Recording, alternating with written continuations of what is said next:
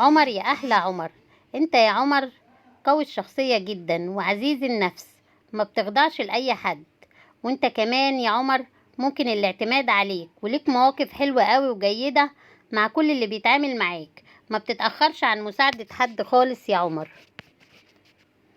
عاقل ورزين وشخص وقور كده، ما بتتكلمش كتير، وذكي جدا يا عمر. دايما بتبحث عن التميز، وطموحاتك ما بتتوقفش أبدا. انت يا عمر شخص عاقل جدا ومتوازن وواثق من نفسك، ما بتهتمش لرأي الآخرين، وبتعرف انت بتعمل ايه وعايز ايه. ملامحك طيبة ومريحة، وإنسان كريم جدا يا عمر ومعطاء، وما بتتأخرش عن مساعدة حد، وصبور وعندك إرادة قوية، وبتعمل المستحيل عشان توصل لهدفك. وكمان انت اجتماعي، لكن مش مع الجميع اجتماعي. انت ما بتحبش الناس الاستغلالية واللي بتتقرب منك عشان مصلحتها. وكمان عندك قلب كقلب الأطفال، ما بتحبش النفاق، ولما بتبقى زعلان ولا غضبان ما بتعرفش تداري زعلك أو غضبك.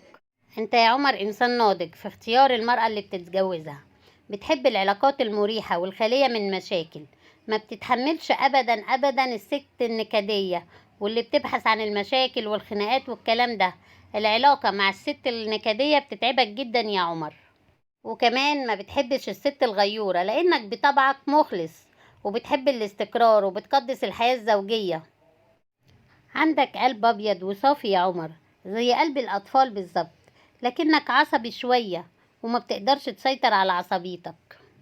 اسمك يا عمر جميل جدا، ومعناه يعني المعمر في الأرض أو ذو العمر الطويل.